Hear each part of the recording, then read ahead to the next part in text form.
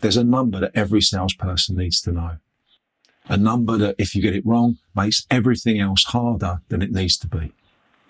Most salespeople have never worked it out, and until they do, the effort they're putting in will never deliver what it should. Here's how to calculate it. You have a finite number of selling days each year. Start with your 52 weeks. Subtract your holiday entitlement, take off sick days, then the days that get absorbed by internal meetings, training days, exhibitions, and admin. Most salespeople end up with somewhere around 200 effective selling days. Based on 3 calls a day, that's roughly 600 meetings available to you in a year. That's it. That's the ceiling. 600 meetings to cover every account, every prospect, every opportunity in your territory. Now, think about how often each account actually needs to see you.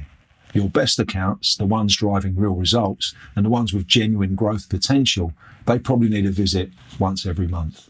The good accounts developing well but still have potential every 6 to 8 weeks.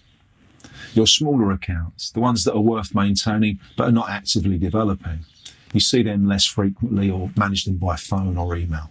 When you map that against 600 available meetings, the number of accounts you can realistically manage becomes very clear. For most B2B salespeople, it's somewhere between 50 and 80 accounts. Not 200, not 400, 50 to 80. And when most salespeople map their current account base against that number, something becomes obvious. There isn't enough time. Not enough time to visit everyone regularly. Not enough time to develop the accounts that deserve it.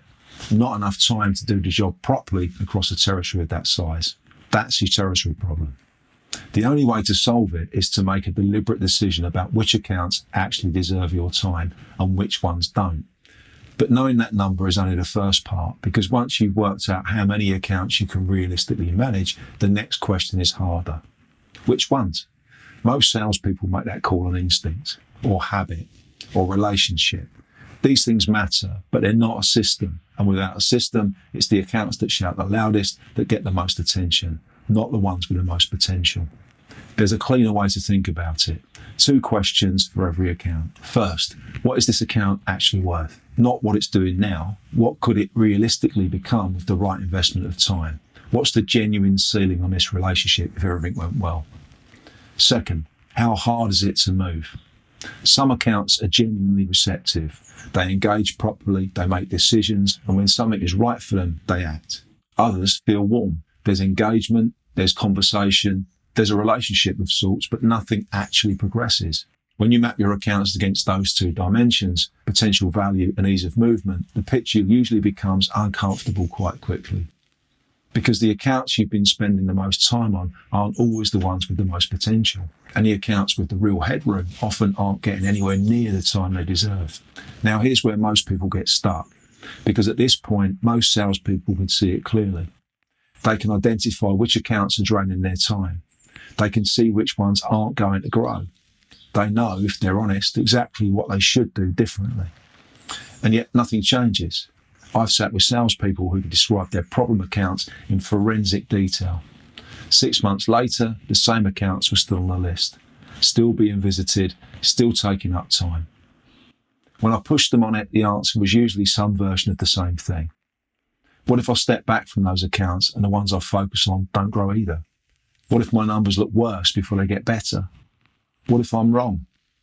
That's not laziness. That's a rational fear response.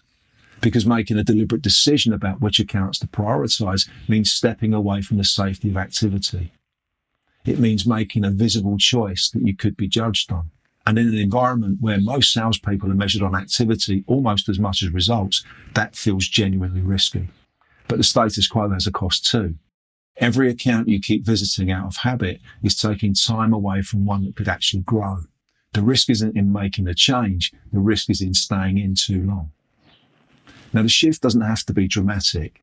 It doesn't mean walking away from accounts overnight or burning relationships you spent years building.